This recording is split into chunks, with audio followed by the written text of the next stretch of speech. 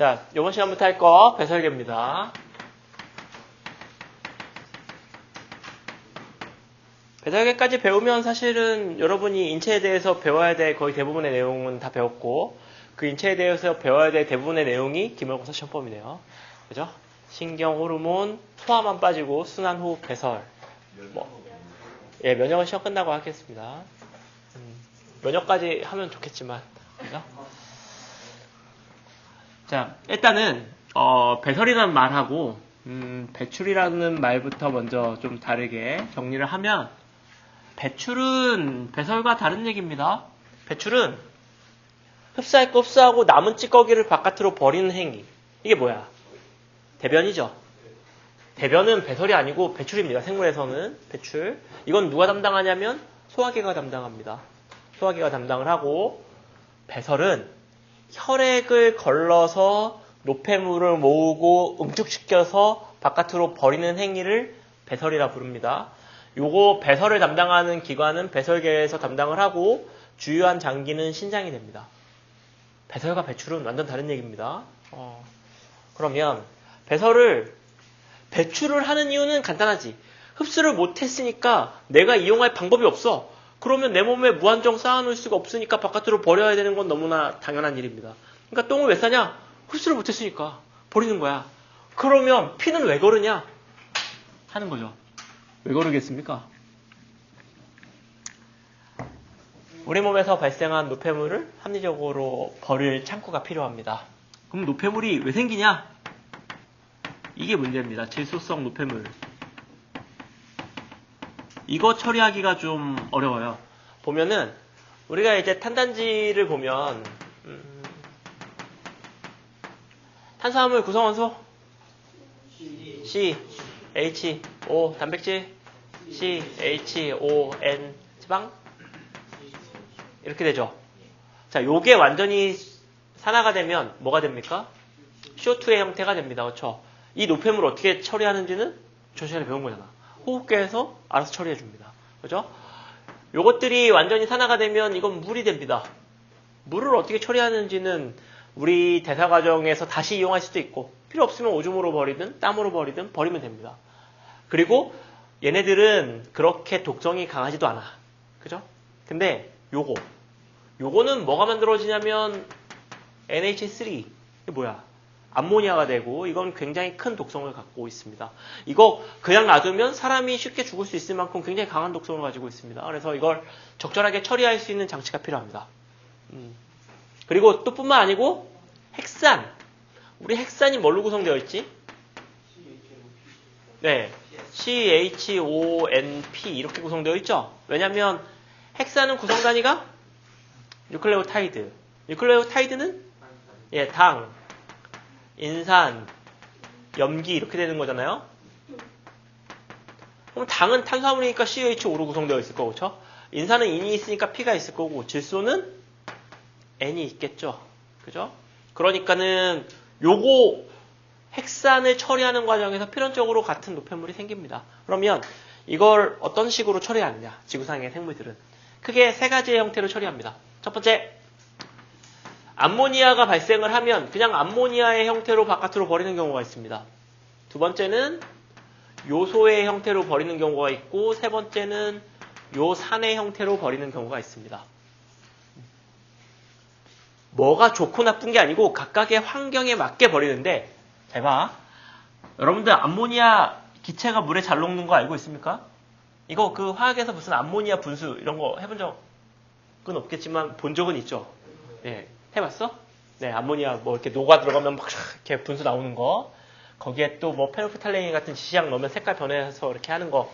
그거 뭐 있는데, 암모니아의 특징은 독성은 강한데 물에 굉장히 잘 녹습니다. 아주 많이 잘 녹아. 그러면 물이 풍부한 지역에 사는 아이들은 이게 물에 잘 녹기 때문에 이동이 자유롭고 그냥 물로 확산시켜서 바깥으로 버려버리면 됩니다. 그럼 특별하게 가공하지 않아도 돼요. 그래서 주변에 물이 풍부한 데 사는 생물들은 암모니아의 형태로 그냥 배설합니다. 누구겠습니까? 물고기들이겠죠. 그죠? 물이 풍부한데 어류들은 암모니아 형태로 배출하는 거야. 얘는 막도 좀 자유롭게 통과가 가능하기 때문에 확산으로 바깥으로 빠져나가 버려요. 그냥 물에 담궈 놓으면. 편하죠. 물에 굉장히 잘 녹고 생기는 족족 바깥으로 나가버립니다. 아주 편한 형태가 되죠. 근데 물에 담궈져 있는 형태가 아니면 암모니아를 만약에 내가 암모니아로 배설을 하는데 사람이 근데 물에 들어가 있지 않는다. 그럼 암모니아가 축적돼서 죽었겠지. 그렇지 않으려면 내가 화장실 가는 시간보다 더 자주 물에 담갔다가 나와야 됩니다. 그죠? 그러면 커다란 화장실이 아니고 커다란 통 욕조 같은 거를 개인 욕조가 옆에 쫙 있을 거고 저 만약에 그런 식으로 했다면 수업 듣다가 선생님 갔다 올게 하면 물에 담갔다가 좀 이렇게 확산된 시간을 주고 다시 나오고 옷 닦고 나오고 뭐 이런 식이었겠죠. 그죠? 아니면 우리가 이제 물속에서 수업을 하든가. 근데 육상에 사는 우리들은 이와 같은 형태는 너무 독성이 강하기 때문에 저장하기가 어렵고 물을 실시간으로 공급받지 못하기 때문에 가공이 필요합니다. 그래서 암모니아를 가공해서 독성이 좀 더 약한 형태인 요소의 형태로 바꿔서 배설을 하게 됩니다. 근데 이것도 독성이 없는 게 아니고 약한 거야. 그리고 이것도 수용성입니다. 그러면 이건 물에 굉장히 잘 녹고 요 수용성이고 독성이 약하기 때문에 일정 시간 이상 내 몸에 너무 많으면 문제가 되기 때문에 적정한 시간 타이밍에 맞춰서 바깥으로 버리는 행위가 필요하고 근데 물에 녹기 때문에 요소만 콕 집어서 바깥으로 버리려면 어떤 채널이 필요하고 그러면 또 에너지이기 때문에 그렇게 버리지는 않고 요소를 버릴 때 물에 녹은 상태로 버리겠죠. 그럼 요소 버릴 때 필연적으로 물이 딸려나가게 됩니다. 그러니까 어느 정도 수분 손실이 필요해. 이건 많이 녹기 때문에 이거 나갈 때 물이 많이 나가는 거고 조금 덜 녹으니까 나갈 때 물을 조금 덜 가지고 나가긴 하는데 물의 손실이 있습니다. 요산은 이거보다 구조가 훨씬 더 복잡합니다. 구조가 훨씬 더 복잡하기 때문에 암모니아에서 요소로 바꿀 때 들어가는 에너지가 암모니아에서 요산으로 바꿀 때 들어가는 에너지보다 적어. 그러니까 요산으로 바꿀 때 에너지가 더 많이 필요해. 근데 그렇게나 많은 에너지를 들여서 요산으로 바꿔야 되는 이유가 뭐냐? 이거는 불용성입니다. 그리고 불용성이니까 뭐야? 물에 녹지 않기 때문에 한쪽에 쌓아놓을 수 있고 버릴 때는 요산만 버릴 수 있습니다. 이해되겠죠? 그러니까 이거를 바깥으로 배출할 때 수분 손실이 가장 적어. 그러면 환경에 맞게 어떤 걸 선택하는 게 유리할 것이냐가 대충 머릿속에 그려질 수 있죠. 보면 물고기는 대부분 암모니아 형태로 배출을 하고 그리고 딱 보면 암모니아의 구조, 요소의 구조, 요산의 구조 딱 보면 인건비가 어디가 많이 들어갈지 딱 나오죠. 딱 봐도 복잡하잖아. 이거 만드는데 ATP 많이 쓰게 생겼지. 그러니까는 ATP를 많이 써가면서도 왜 요산으로 배출을 해야 되는가? 수분 스트레스가 그만큼 큰 거야. 이쪽 아이들이. 그죠? 그러니까 여기는 뭐 곤충이라든가 아니면 사막에 사는 동물들이라든가 그 다음에 새 같은 경우도 멀리 날아갈 때 중간에 한 번씩 내려오는 게 더 어려우니까 그냥 물 소모가 적고 장거리를 뛸 수 있도록 그래서 뭐 몇몇 일부 조류 그 다음에 파충류 이런 것들이 요산의 형태로 배출을 하게 됩니다. 장단이 있는 거죠. 일로 가면 갈수록 에너지는 많이 써. 대신 물은 세이브할 수 있어. 이쪽으로 가면 갈수록 에너지는 안 써. 대신 물이 겁나 많이 필요해. 근데 내가 물이 많은 동네에 살면 당연히 이게 유리하겠죠. 그 중간에 살면 이와 같은 형태일 거고. 그래서 우리는 사람이니까 사람을 기준으로 보면 요소를 어디서 만드냐면은 간에서 만듭니다. 간에 오르니틴 회로라고 하는 회로가 있어요. 오르니틴 회로. 요 회로 보시면 뭐 외우라고 하면 좋겠지만 외우시지 않아도 되고 이게 이제 간에서 일어나고 잘 보면 여기 이제 암모니아가 물에 녹아서 이온화되면 암모늄 이온이 되죠. 암모늄 이온이 ATP 써서 쭉 돌면 요소가 만들어지는데 요소 잘 보시면 질소원 두 개가 합쳐져 있죠. 이게 무슨 얘기냐면 암모니아 두 분자를 잡아서 합쳐놓은 형태라는 얘기입니다. 질소 두 분자를 버릴 수 있고, 그죠? 그 과정에서 ATP가 소모된다. 라는 거죠. 우리는 이걸 간에서 합니다. 그래서 이렇게 해서 버려야 되기 때문에 배설작용이 필요하고 또 하나는 항상성 유지를 위한 조절. 물이 많으면 많이 버리고 적으면 재흡수하고 이온이 많으면 버리고 적으면 재흡수할 수 있는 이 조절 통로가 하나 필요한데 그게 이제 배설이죠. 그래서 이런 과정을 통해서 배설계가 많이 필요하다. 많이 필요하다. 꼭 있어야 된다. 라는 거죠. 그리고 여기 보면 요산인데 요산이 우리가 요소로 배출한다고 해서 요산이 안 만들어지는 건 아닙니다. 요산은 언제 만들어지냐면 여기 보면 퓨린연기 대사에서 퓨린이 뭐지? 그러니까 ATGC 중에 뭐가 퓨린이야? AG죠, AG. ATGC. 퓨린, 피리미딘, 그죠? 예, 퓨린연기 대사 과정에서 요산이 만들어집니다. 그런데 이 요산이 불용성이고 이런 것들이 많이 농축되면은 결정화될 수 있어요. 근데 이런 결정들이 관절 같은 데나 아니면 연골 같은 데에 박히면 고통을 줄 수 있습니다. 그게 무슨 병? 통풍이 되죠. 통풍. 가장 고통스럽다고 하는 질환 중에 하나, 통풍. 통풍의 뜻이 뭐야? 아니죠. 통은 통증인 거고 풍은 바람이야. 바람만 불어도 아픈 병. 이게 통증이죠. 바람이 스쳐 지나가도 아플 정도의 엄청난 고통을 유발하는데 이게 왜 그러냐면 이걸 많이 먹어서 이게 많이 생겨서 그렇습니다. 그러면 이게 언제 많이 들어와? 고기 많이 먹으면 들어옵니다. 풀도 세포잖아요. 세포인데 풀은 겉을 싸고 있는 이 세포벽이 굉장히 두껍고 그 다음에 같은 양을 먹어서 위가 늘어날 만큼 먹었을 때 들어오는 세포의 수로 환산을 하면 식물이 압도적으로 적어요.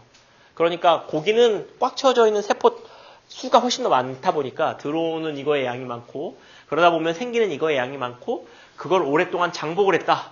그러면 이게 생길 확률이 커지는 거죠. 약간 선진국병 같은 뭐 그런 거죠. 통풍이. 그래서 예전에는 그 40대, 50대 어른들이 많이 걸렸다면 요새는 이제 그 연령대가 많이 내려와서 10대, 20대에도 걸릴 수가 있고 걸리면 엄청나게 아프기 때문에 인위적으로 조절하고 운동하고 뭐 이렇게 해서 처리를 합니다.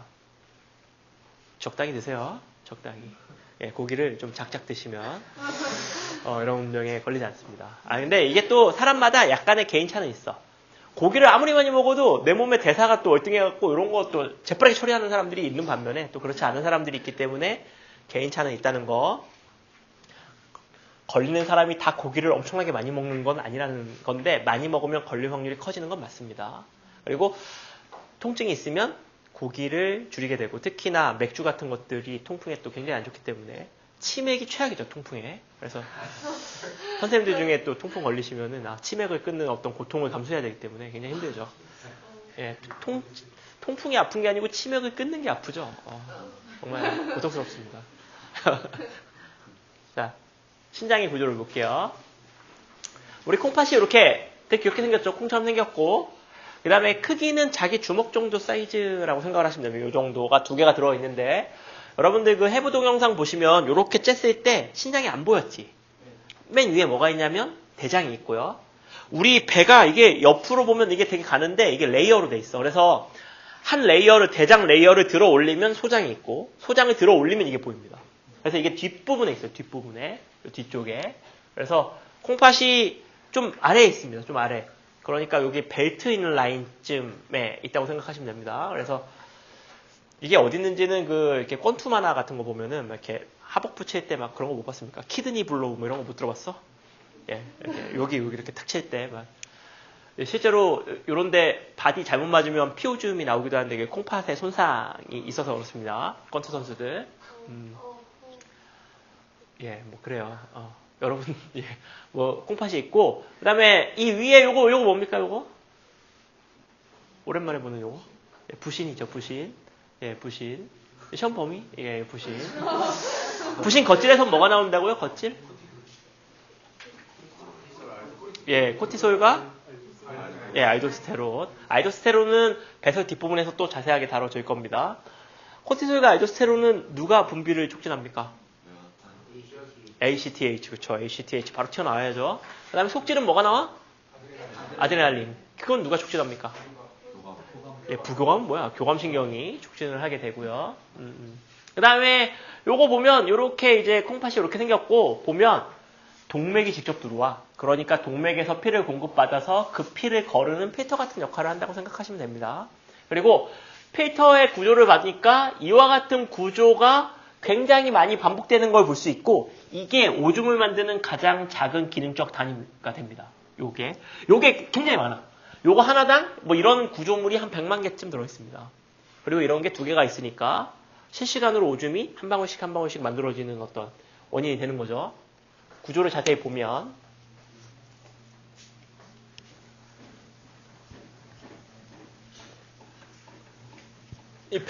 중학교 때 배웠습니까? 그러면 조금 빨리 해도 안 되겠죠. 까먹었겠지. 자, 사구체가 있고요.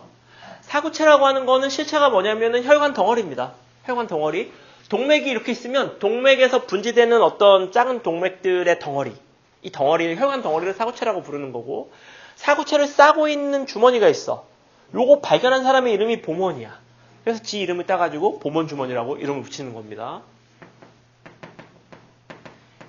사구체와 보먼 주머니가 어떤 기능을 하는구나를 밝혀낸 사람이 있습니다. 그 사람의 이름이 말피기야. 그래서 이게 말피기 소체가 되죠. 보먼은 이 주머니가 있다는 걸 밝혔는데 이게 무슨 기능적 단위인지는 몰랐고, 이거의 기능적 단위라는 거를 얘가 뭔가를 무슨 특정한 기능을 한다. 그걸 알아낸 사람이 말피기라서 이게 기능적 단위에 자기 이름을 딱 붙이게 됩니다. 말피기 소체. 그 다음에 더 봤더니 요 뒤에 여기 보시면 요 노란색 있죠? 요거 여기 선 같은 거 요게 혈관은 아닙니다. 요것들이 또 하나의 기능을 하더라. 그래서 세뇨관, 요 사구체 보먼 주머니 세뇨관이 신장 기능의 가장 작은 기능적 단위다. 이거를 그래서 얘를 네프론이라고 하자. 그러면 네프론은 말피기 소체와 세뇨관을 더한 거다라고 해도 되고, 세 개의 합이다라고 해도 되고, 구성 단위가. 그래서 이렇게 되고, 그러면 얘네들이 뭐 하냐? 이런 일을 합니다. 첫 번째, 자, 우리가 오줌이 만들어지는 과정은 크게 3단계입니다. 여과, 제흡수, 분비. 이렇게 3단계를 거치는데, 여과는 이게 뭐냐면, 우리 사구체가 보문 주머니가 이렇게 있고, 사구체는 혈관 덩어리고요. 제가 그림을 이렇게 그리면 선생님 이렇게 세면 어떡합니까? 당연히 안 세게 이걸 360도로 이렇게 잘 싸고 있습니다. 제 그림만 이렇게 그리는 거고, 혈관 덩어리가 있는데 여기 들어오는 동맥하고 이쪽 피가 이렇게 흘러가면, 들어오는 동맥을 뭐라고 부르냐면 수입 소동맥 혹은 수입 세동맥 이렇게 불러요. 이게 수입이면 여기는 뭐겠습니까? 수출 소동맥이 되죠. 소는 작다는 얘기고 새는 가느다는 얘기고, 이렇게 되고, 그리고 이걸 중심이라고 보면 여기가 구심성, 원심성, 중심으로 들어가는 거, 구심성, 소동맥, 세동맥.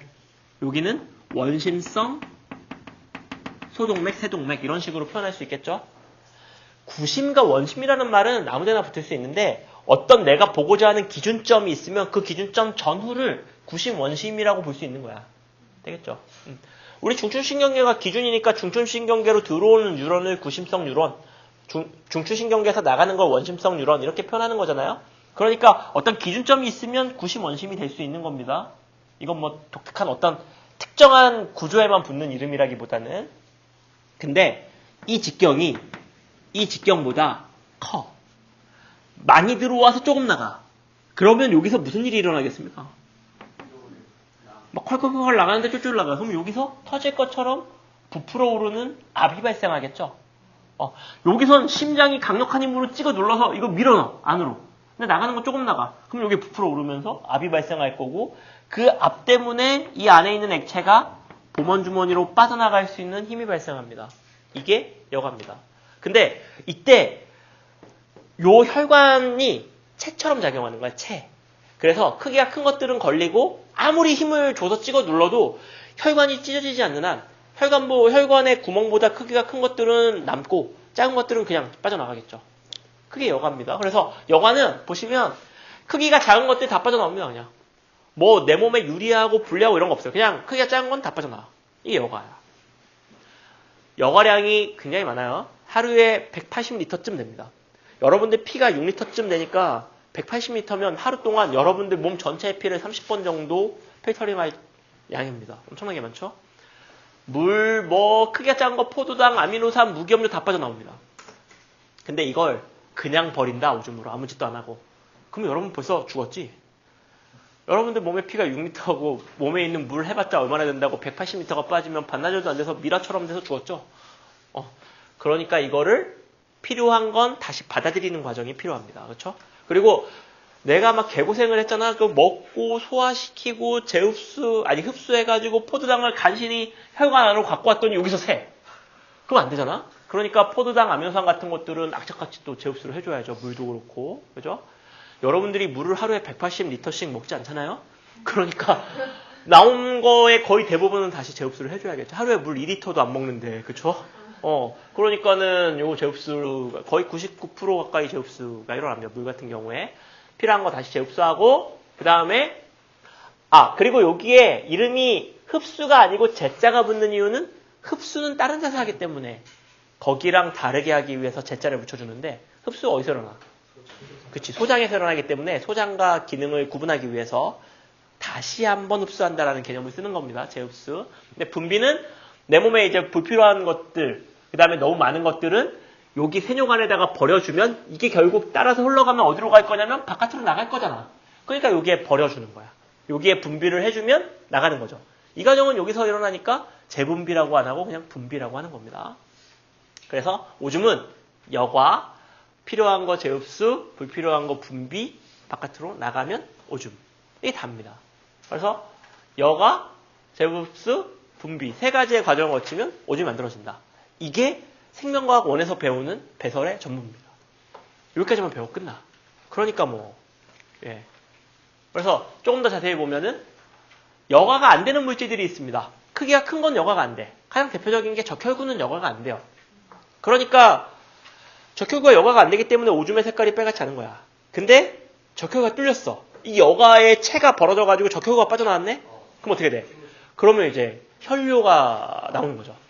근데 혈뇨가 생각보다는 종종 나올 수 있어. 왜냐면은 아주 격렬한 운동을 하거나 아니면 뭐 맞았거나 키드니 블로우 여기를 막 이렇게 맞았거나 아니면은 엄청난 극심한 스트레스를 받으면은 우리 그 앞에 요런 구조물이 여기 100만 개쯤 있다고 그랬죠? 그 중에 몇 개 나갈 수 있겠지?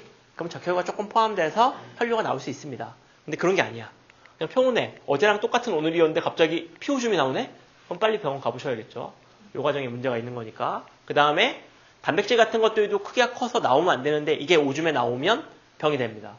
이게 여러분들 그 소변 검사할 때 보면은 소변 검사지에 종이 이렇게 조그맣게 붙어있죠? 요 중에 하나가 단백질 검출하는 거지? 단백질이 오줌에 나오면 뭐라 불러?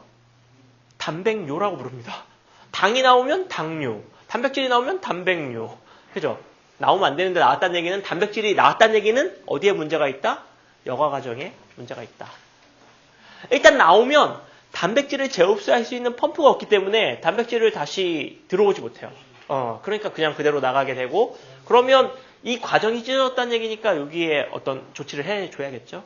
중요한 문제고 지방 마찬가지고 그 다음에 100% 재흡수하는 것들이 있습니다. 포도당이나 아미노산 같은 것들은 여가 되지만 다 재흡수합니다.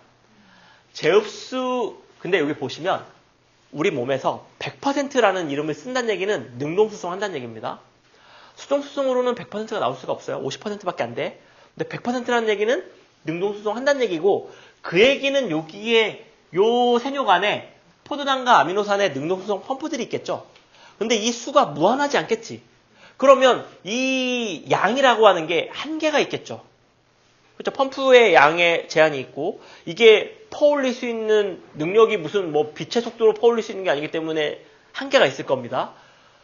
당뇨라고 하는 건 포도당을 능동수송할 수 있는 그 한계를 넘어선 양이 여가되면 당뇨가 됩니다. 그러니까는 당뇨라고 하는 거는 이 포도당이 바깥으로 빠져나가는 게 아까운 병이 아니야. 그런 게 아까웠으면 너무 땡큐지. 그냥 그러면 설탕을 입에 달고 살면 돼. 사탕을 계속 먹으면 돼. 나가는 것보다 더 많이 채워줄 수 있어. 근데 그게 문제가 아니고 내가 재흡수할 수 있는 한계 용량을 벗어날 정도의 당의 농도가 높다. 피에서. 이게 문제가 되는 거야. 그럼 왜 높냐? 세포 안으로 안 들어갔다. 그리고 높으면서 삼투압이 올라가면서 몸에 여러 가지 부작용들이 생기는 게 위험한 거죠. 당의 손실이 위험한 게 아니고. 되겠죠? 그래서 포도당이 오줌에 나왔다는 얘기는 이 한계를 벗어났다는 얘기니까 여러 가지 또 문제가 있을 수가 있겠죠? 아미노산 마찬가지고. 그리고 물과 요소 무기염류는 되는데 상황에 따라서 제흡수 양을 조절합니다. 그죠? 내가 물을 많이 먹었어. 내 몸의 농도가 낮아. 그럴 때 물을 제흡수 많이 안 하겠죠. 그러니까 제흡수가 안 되니까 오줌으로 많이 나가게 되는 거야. 그래서 여러분이 물을 많이 먹으면 오줌의 양이 많아지는 거죠. 짠 걸 먹어서 내 몸의 농도가 높아? 그러면 제흡수가 많이 일어나. 그러니까 오줌을 많이 안 싸게 되는 거죠. 무기염료도 마찬가지입니다. 필요하면 제흡수하고 필요 없으면 그냥 놔두고. 그 다음에 분비는 크레아틴. 이거 어디서 들어봤어? 크레아틴, 인산 뭐 이런 거. 거기서 생기는 노폐물들 요것도 너무 많아지면 또 불필요하기 때문에 요거 필요 없으면 실어서 바깥으로 버리게 됩니다. 그러면 네프론에서 이런 일이 다 일어나면 어떻게 되냐면은 자 여기서 볼게요. 네프론에서 다 일어나면 요게 이제 집합관이라고 하는 관을 따라서 쭉 어디로 모이냐면 요 가운데 깔때기 같은 데에 모입니다. 여기를 콩팥깔때기라는 용어보다는 신우라는 말을 많이 씁니다. 신우. 뭔가 익숙한 이름이죠. 신우. 네네. 신우. 네네. 신우에 모이게 되고 요 신우에 모인 액이 오중간 혹은 오중간이라고도 하고요. 혹은 수뇨관. 약간 세뇨관. 이건 수뇨관. 에 따라서 방광으로 가게 되고 방광은 주원입니다. 물이 막 차서 이게 어느 정도 늘어나면 이게 늘어날수록 화장실 가고 싶다는 느낌을 강하게 뇌로 전달하게 되고 그러면 요 방광에 연결된 요도를 따라서 바깥으로 나가게 되는데 여기에 괄약근이 존재를 하기 때문에 평상시에는 싸지 않고 있다가 죽겠다 하면 화장실 가서 괄약근을 풀면 나오게 되는 뭐 이와 같은 구조가 됩니다.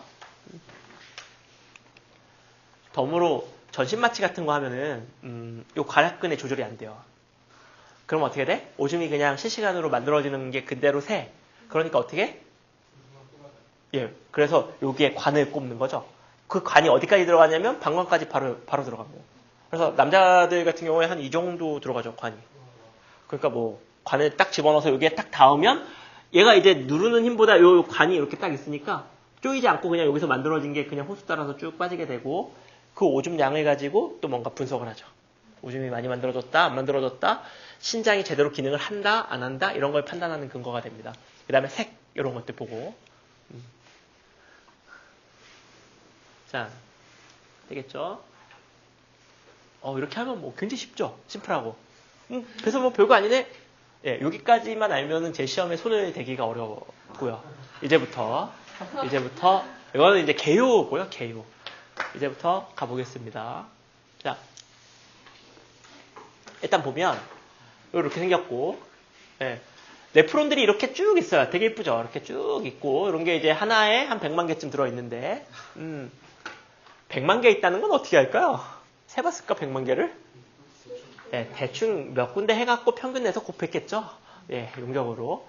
뭐 있는데 네프론이 종류가 두 개가 있어요. 여기 보면 신장이 겉질이 있고 속질이 있어.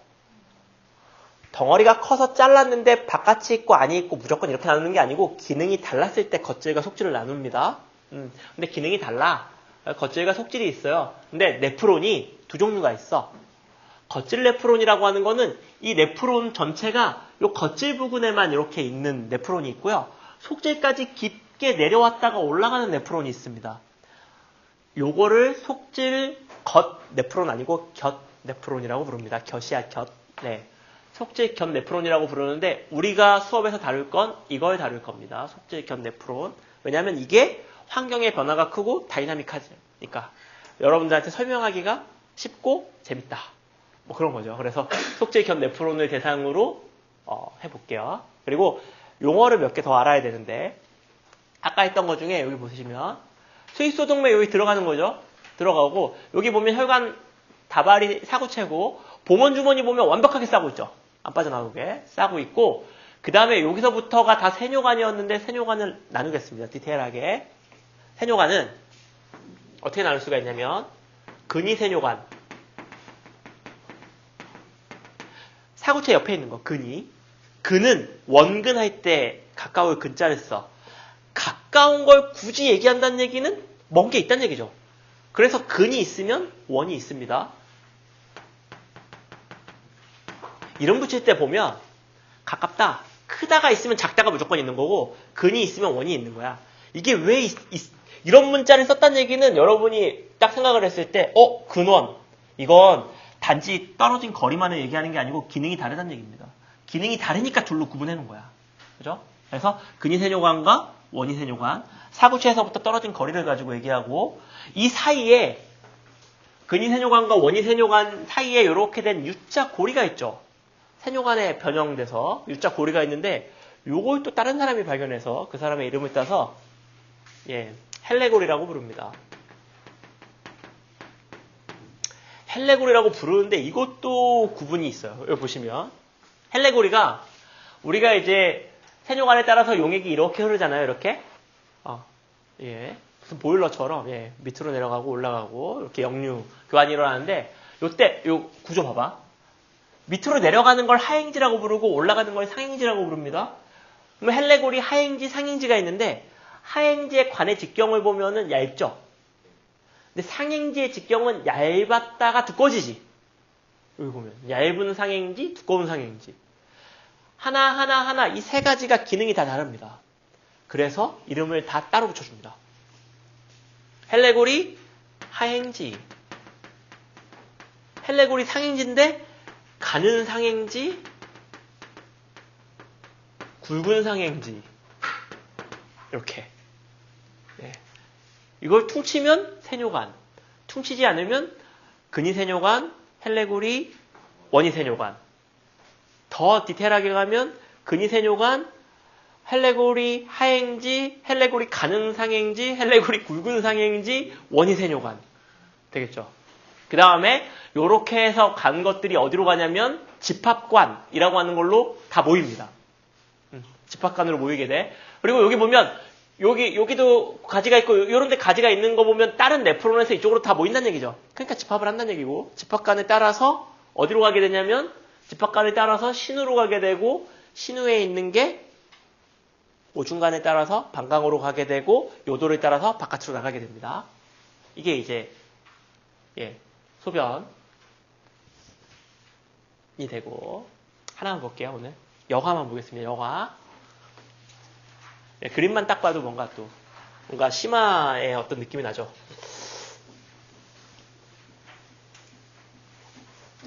이게 굉장히 중요합니다. 이게. 자, 여과. 자, 일단 사구체의 구조를 보면 여기 보세요. 구심성 세동맥이 원심성 세동맥보다 딱 봐도 굵죠. 직경이. 굵고 얇으니까 여기에 압이 생길 텐데 여기 뭐 이상하게 생겼죠. 위에. 원래 혈관은 매끈하고 이뻐야 되는데 여기 뭐 보면은 뭐가 덧붙여져 있습니다. 혈관이 이렇게 있으면 요 바깥을 요런 세포가 이렇게 싸고 있어. 요 세포 이름이 뭐냐면 다리세포야. 다리세포. 옛날에는 족세포 이렇게 불렀어요. 족세포. 네, 족세포가 싸고 있습니다. 다리세포가 이렇게 싸고 있어요.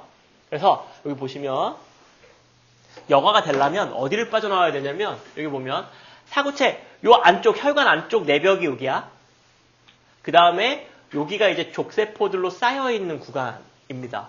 근데 족세포가 어떤 식으로 되어 있냐면은 자 여기 혈관 여기 족세포가 이런 식으로 쌓여 있어요. 이렇게. 그러니까 어디로 빠져나오냐면 내 손가락 틈으로 빠져나오는 거야. 이 안에 있는 애기. 이해되겠어? 일단 빠져나오려면 이 표면을 뚫어야죠. 이 막을 뚫고 족세포로 쌓여 있으면 족세포가 그냥 얘가 접착제도 없는데 와서 붙을 리가 없지. 그럼 기저막이라는 게 있을 거고 끈적끈적한 그 막 위에 족세포가 얹어져 있을 거고 그러면 통과해야 될 게 요 내강 통과하고 요 막 통과하고 그 다음에 끈적끈적한 기저막 통과하고 족세포 요 틈, 그 틈을 빠져나와야 여과가 일어납니다. 되겠죠? 자, 그러면 여과를 시키는 힘이 뭐냐? 힘. 우리가 무조건 압을 쓰면 압은 힘이라는 얘기고 힘이 나오면 이 물리를 담당하는 생물에서 물리 마인드를 가진 사람은 무조건 계산합니다. 힘 하면 크기 하면 뭐야? 딱 계산하는 거야, 이건. 그러니까 압이라는 말을 함부로 쓰면 무조건 계산이 들어가는 거야. 그죠? 자, 그래서 여기 보면 다리 세포들이 이렇게 있고 요 틈으로 이제 빠져나오게 되는 겁니다. 요 틈으로. 힘이 뭐냐? 첫 번째. 잘 봐. 요 직경과 요 직경의 차이 때문에 생기는 여기에 생기는 압. 이 압은 요 안에 있는 액을 보먼주머니로 밀어내는 방향으로 작용을 하겠죠. 압은. 그러니까 이 힘의 크기가 여과를 일으키는 가장 주요한 메인 힘이 됩니다. 근데 이거에 대한 저항이 있어요. 첫 번째 저항 뭐냐면 여기에 있는 액체 중에 크기가 작은 것들은 빠져나와. 이게 보시면 여기 보면 요 혈관 내벽에 요 세포와 세포 사이에 틈이 있죠. 이게 타이트 정션, 밀착결합이 되어 있는데 밀착결합이 되게 느슨해요. 그래서 물도 빠져나올 수 있어. 그래서 크기가 작은 것들은 여기 빠져나오는 거야. 그리고 여기는 인지지 이중충으로 되어 있는 게 아니고 콜라겐하고 단백질들로 구성되어 있기 때문에 빠져나오고 그 다음에 그 빠져나온 게 요 다리세포에 돌기가 나 있다 그래서 얘를 다리돌기 세포 혹은 족돌기 이렇게 부르는데 다리돌기 세포 사이의 이 틈보다 크기가 작으면 그냥 빠져나오는 겁니다. 이렇게 되는 거야. 여가 될 때. 그리고 여기 보시면 그 단백질 같은 경우 중에 알부민은 음전하를 띄고 있는데 얘가 크기가 좀 작아요. 단백질 중에. 근데 얘는 빠져나올 수 있어. 여기. 크기. 근데 요 기저막이 음전하를 띄고 있어. 그래서 음전하를 띄고 있는 단백질을 다 다시 바깥으로 튕겨내. 그러니까 못 빠져나와. 그러니까 아무나 빠져나올 수 있는 건 아니야. 설사 여기를 통과해도 요 족도액이 세포 요 틈보다 크기가 크면 다 걸리는 거야. 여기. 그럼 못 나오는 거죠. 여가가 안 되는 거죠. 근데 그렇게 밀어내는 힘의 첫 번째는 이건 거죠. 이 압. 근데 두 번째 저항으로 작용하는 게 뭐냐면은 여기서 모든 물질이 다 빠져나가는 게 아니잖아요. 그죠? 그러니까 항상 물이 예를 들어서 1리터가 있는데 여기에 일정한 농도에 해당하는 것들이 여기 빠졌어. 만약에 여기에 있던 게 그대로 다 빠지면 이 양쪽의 농도가 똑같기 때문에 삼투압은 발생하지 않을 겁니다. 근데 일부만 빠져나가고 여기는 남아있는 물질들이 있기 때문에 언제나 이쪽의 농도가 높아. 그러면 농도가 낮은 데서 높은 데로 거꾸로 올라오려고 하는 삼투현상, 삼투압이 존재를 합니다. 그래서 내려가야 되는데 거꾸로 거슬러 올라오려고 하는 삼투현상에 의한 압. 이게 이제 첫 번째 저항으로 작용하는 거죠. 언제나 여기가 압력이 농도가 높게 되죠. 왜냐면 다 빠져나오는 게 아니기 때문에. 그 다음에 두 번째는 여기에 뻥 비어 있으면 당연히 저항이 없을 텐데 여기가 물론 차 있겠지. 여기 다 차 있겠죠. 그러니까 여기에 뭔가가 물이 많이 차면 많이 차일수록 그죠? 반발력이 생길 겁니다. 그러니까 여기에 수압이 크면 클수록 잘 안 내려올 거야. 이게 이제 두 가지 저항이 있는 거죠. 삼투압과 수압. 그래서 전체 압에서 요 두 개의 더한 값을 빼주면 실질적인 순수 알짜 힘을 계산할 수가 있습니다. 근데 이 알짜 힘은 10mm Hg 정도면 그렇게까지 큰 힘은 아니야. 근데 이 네프론이 이 기능 단위가 워낙에 많고 그죠? 그런 게 신장에 두 개나 있고 하다 보니까 하루 동안 하다 보면 굉장히 많은 양의 여과가 가능해집니다. 되겠죠? 그럼 여과량을 어떻게 조절하느냐? 요거 다음 시간에 하겠습니다. 고생하셨습니다.